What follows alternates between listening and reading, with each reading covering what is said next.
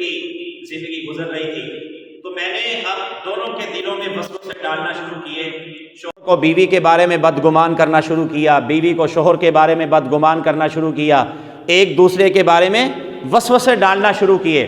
نوبت میں نے یہاں تک پہنچا دی کہ وہ میاں بیوی کے جن کے درمیان آپس میں بڑی محبت تھی اور آپس میں نیک کاموں میں ایک دوسرے کے ساتھ تعاون کرتے تھے، اب وہ ایک دوسرے سے دشمنی کرنے لگے، اور دشمنی میں یہاں تک پہنچے کہ بالآخر نوبت طلاق تک پہنچ گئی۔ روایات میں آتا ہے نبی پاک صلی اللہ علیہ وسلم نے فرمایا کہ شیطان پھر اپنے تخت سے اٹھتا ہے اور پھر اس کو اپنے گلے لگاتا ہے اور اس کا استقبال کرتا ہے، اس کو مبارک دیتا ہے اور سب سے زیادہ اس کو ہائی لائٹ کرتا ہے کہ تو نے سب سے اچھا کام کیا ہے۔ شیطان کو اس بات سے زیادہ خوشی ہوتی ہے کہ جب دو مسلمانوں کے درمیان کوئی شیطان ان کے درمیان دشمنی پیدا کر دیتا ہے، اختلاف پیدا کر دیتا ہے، محبت کو نفرتوں سے تبدیل کر دیتا ہے، تو اس بات پر شیطان کو زیادہ خوشی ہوتی ہے۔ اللہ تبارک و تعالی امت مسلمہ کی اختلاف سے، انتشار سے حفاظت فرمائے۔ نبی پاک صلی اللہ علیہ وسلم کی ایک روایت ہے، اللہ کے نبی نے فرمایا کہ شیطان انسان کے خون میں، انسان کے جسم میں ایسے گردش کرتا ہے جیسے خون دوڑتا ہے۔ صحیح بخاری شریف کی روایت ہے کہ نبی پاک صلی اللہ علیہ وسلم ایک مرتبہ مسجد میں معتکف تھے۔ موبائل دے دیں ذرا، وہ گھڑی بند ہو گئی ہے، ٹائم کا پتہ چلتا ہے۔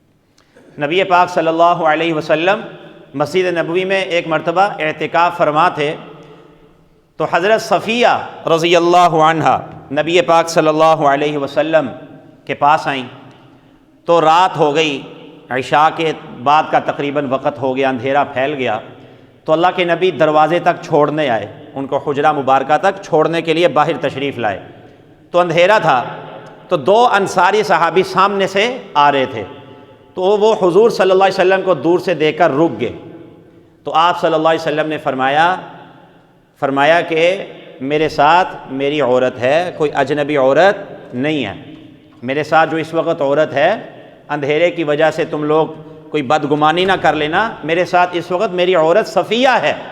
صحابہ اکرام نے عرض کیا سبحانک یا رسول اللہ، کہ اللہ تعالیٰ حفاظت فرمائے یا رسول اللہ کہ ہم آپ کے بارے میں بدگمانی کیسے کر سکتے ہیں؟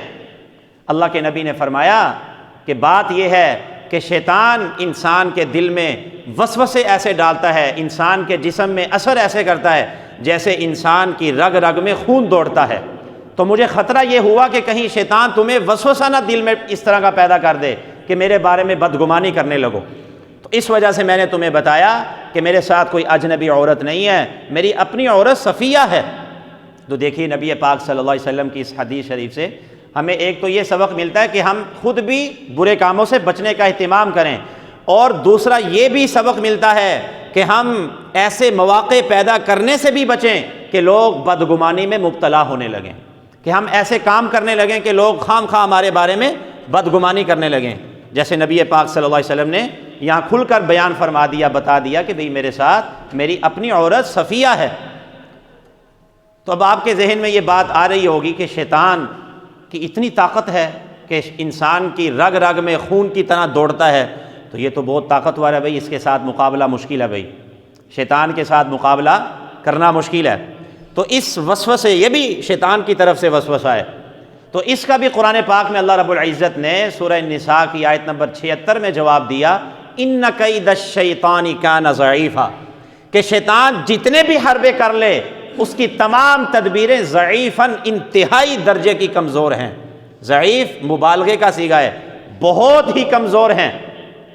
اور ایک اور موقع پر فرمایا سورۃ الحجر میں، جب شیطان کو اللہ رب العزت نے جنت سے نکالا، حضرت آدم کو سجدہ کرنے سے اس نے انکار کیا، اللہ نے فرمایا نکل جا جنت سے، نکل جا یہاں سے، تو شیطان نے کہا قال فبعزتک لاغوینہم اجمعین، کہ اللہ تیری عزت کی میں قسم کھاتا ہوں، لاغوینہم اجمعین، میں تمام ابن آدم کو گمراہ کر کے رکھوں گا، لاغوینہم اجمعین، سب کو گمراہ کروں گا، کہ میں اس کی وجہ سے تیری رحمت سے پھٹکار دیا گیا، جنت سے نکال دیا گیا۔ آدم کو سجدہ ہی نہیں کیا تھا، اللہ کو تو سجدہ کرتا تھا، لیکن ابلیس کو یہ بات سمجھ نہیں آئی کہ حکم کون کر رہا ہے، اللہ کا حکم ہے کہ آدم کو سجدہ کرے، اب اپنی آنا نہ چلائے، اپنی اکڑ اور غرور اور تکبر نہ دکھائے، تو اس نے کیا کہا قال فبعزتک لاغوینہم اجمعین، اللہ تیری عزت کی قسم میں ان سب کو گمراہ کروں گا۔ اللہ نے کیا فرمایا؟ الا عبادک منہم المخلصین، سوائے میرے مخلص بندے، ان عبادی لیس لک علیہم سلطان، تیرا ذرہ برابر بھی ان پر کوئی زور نہیں چل سکے گا۔ جو میرے بندے ہوں گے سیدھے دل والے ہوں گے، سلیم الفطرت ہوں گے، تیرا ذرہ برابر بھی ان پر زور نہیں چل سکتا۔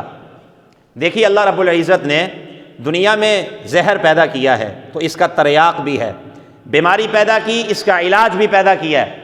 تو شیطان ہمارے لیے زہر ہے، تو اس کا علاج کیا ہے؟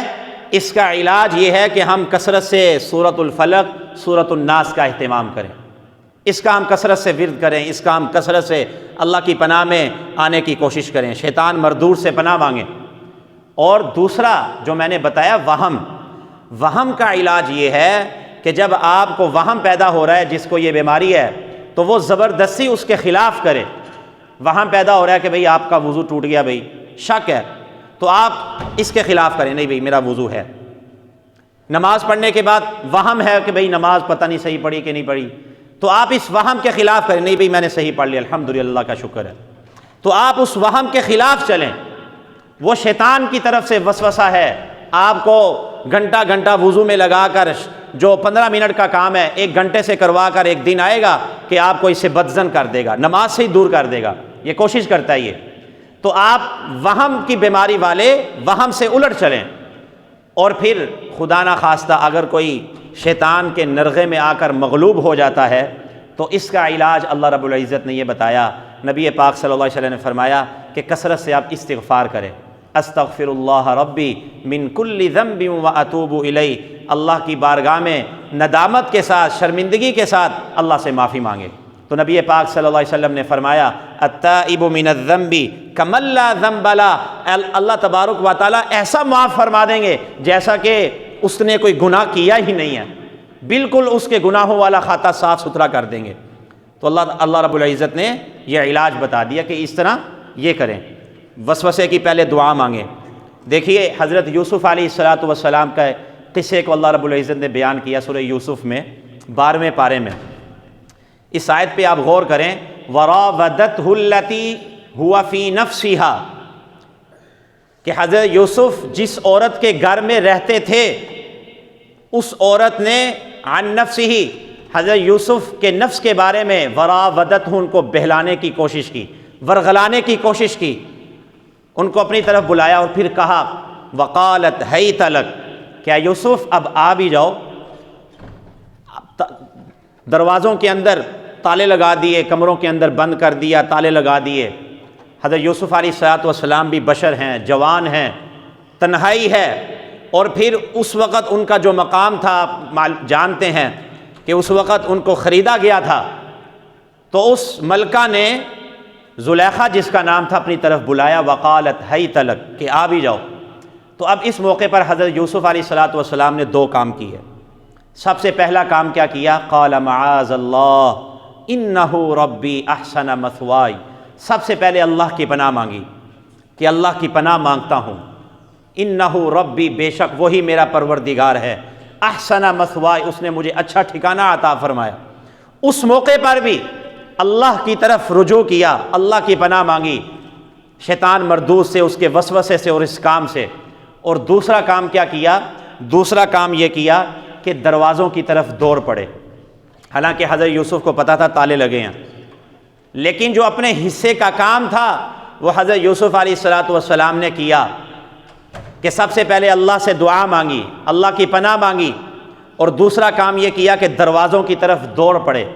جب اللہ رب العزت نے دیکھا کہ میرے بندے نے جو اپنے حصے کا کام تھا وہ کر لیا ہے، کہ مجھ سے پناہ بھی مانگ لی ہے، اور پھر یہ جانتے ہوئے کہ دروازوں کو تالا لگا ہے، دروازے کی طرف بھاگ بھی پڑا ہے، تو اب اللہ رب العزت نے سارے تالے توڑ دیے۔ آگے اللہ رب العزت نے اپنا کام شروع کیا کہ اے بندے آگے اب میرا کام ہے، تیرا کام تھا قدم اٹھانا، اب منزل مقصود تک پہنچانا یہ میرا کام ہے۔ چنانچہ آپ دیکھیں اللہ رب العزت نے کیسے حضرت یوسف علیہ السلام کی حفاظت فرمائی، حضرت یوسف علیہ السلام کی حفاظت فرمائی۔ تو سورۃ الفلق اور سورۃ الناس کا اہتمام کریں۔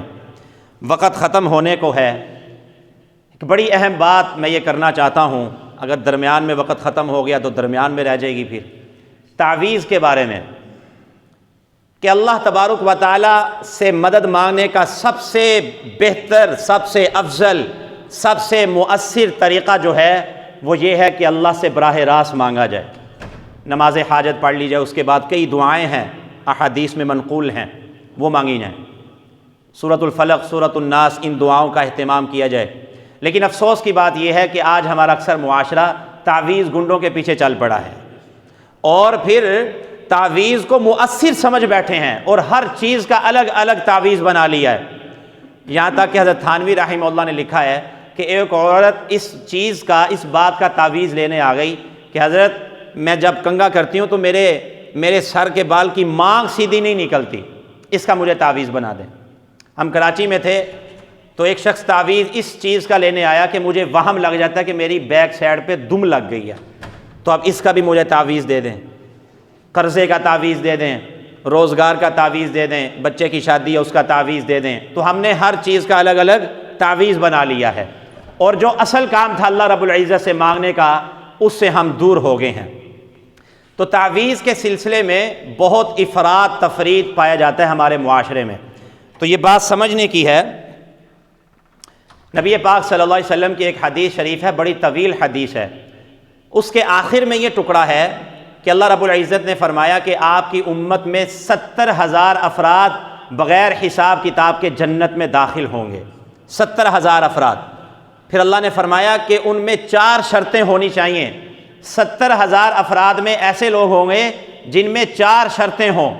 اس میں پہلی چیز یہ تھی کہ وہ جھاڑ پھونک نہ کرنے والے ہوں، تعویذ جھاڑ پھونک نہ کرنے والے ہوں. اور ایک حدیث شریف میں فرمایا ان الرقا والتمائم والطول شرک، یہ جھاڑ پھونک، یہ تعویذ شرک ہے. اب بعض لوگوں نے یہ نظریہ بنایا اب کہ تعویذات سرے سے شرک ہیں. تعویذات جھاڑ پھونک ان حدیث کی وجہ سے کہ صراحتاً حدیث ہے، اس کی وجہ سے معاشرے میں بعض افراد ایسے ہیں کہ انہوں نے یہ نظریہ قائم کیا کہ تعویذات جھاڑ پھونک کا کام سرے سے یہ شرک ہے، کیونکہ کیا فرمایا کہ جو جھاڑ پھونک کرنے والے ہیں وہ جنت میں نہیں جائیں گے. اور بعض معاشرے میں پھر ایسے افراد ہیں کہ تعویذات اور جھاڑ پھونک کے پیچھے ایسے پڑے کہ انہوں نے اس کو اتنا اعتقاد بنایا، اتنا سر پہ سوار کیا کہ ہر چیز کا انہوں نے الگ الگ تعویذ بنا لیا اور تعویذ کو مؤثر سمجھنے لگے.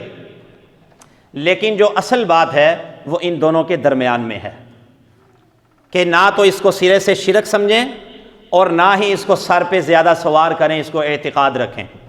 اب نبی پاک صلی اللہ علیہ وسلم نے جس تعویذ سے منع فرمایا، جس جھاڑ پھونک سے منع فرمایا، اس روایت کے اندر یا جو جنت میں داخل نہیں ہوں گے بغیر حساب کتاب کے، وہ کون سے لوگ ہیں تعویذ کرنے والے؟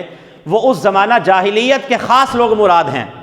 وہ خاص قسم کے منتر پڑھتے تھے اور ہر بیماری کا الگ منتر تھا، اور اس میں 3 قسم کی بیماریاں تھیں. ایک یہ تھی کہ ان منتروں میں وہ غیر اللہ کو چھوڑ کر شیاطین سے، بتوں سے اور جنات سے مدد طلب کرتے تھے. ایک یہ خرابی تھی. دوسری یہ خرابی تھی کہ ان منتروں کو بذاتی ہی وہ مؤثر سمجھتے تھے کہ یہ جو منتر ہیں، یہ جو الفاظ ہیں، اسی کے اندر تاثیر ہے، اللہ تاثیر دینے والا نہیں ہے. یہ خرابی تھی دوسری. تیسری یہ خرابی تھی کہ ان منتروں کے جو الفاظ تھے ان کے کوئی معنی سمجھ میں نہیں آتے تھے. تو اللہ کے نبی نے فرمایا کہ یہ جو جھاڑ پھونک ہے، یہ تعویذ ہے، یہ شرک ہے، اور ایسے جھاڑ پھونک کرنے والے، ایسے تعویذ کرنے والے یہ جنت میں داخل نہیں ہوں گے. لیکن آپ دیکھیے کہ جو جھاڑ پھونک سنت ہے وہ کیا ہے؟ دم ہے. اصل میں سورۃ الفلق پڑھی، سورۃ الناس پڑھی، اپنے اوپر دم کر لیا. جو قرآن میں دعائیں منقول ہیں، جو احادیث میں دعائیں منقول ہیں، ان کا دم کر کے اپنے اوپر پڑھ کے دم کر لیا.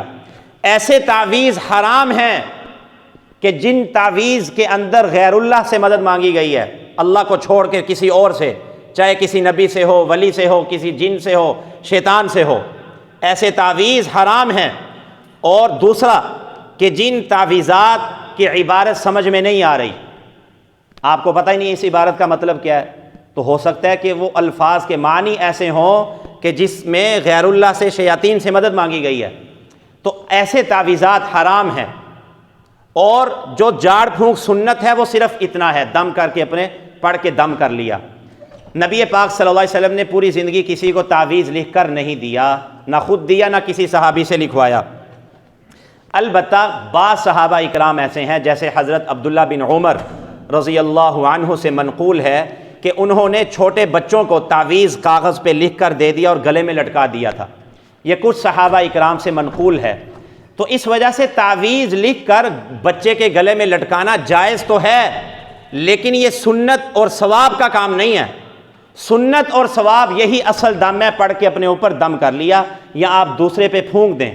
یہ بھی نبی پاک صلی اللہ علیہ وسلم سے منقول ہے کہ آپ بیماروں پہ دم فرمایا کرتے تھے، اسأل اللہ العظیم رب العرش العظیم ان یشفیک، کئی دعائیں منقول ہیں، پڑھی اور بیمار پہ دم فرما دیا۔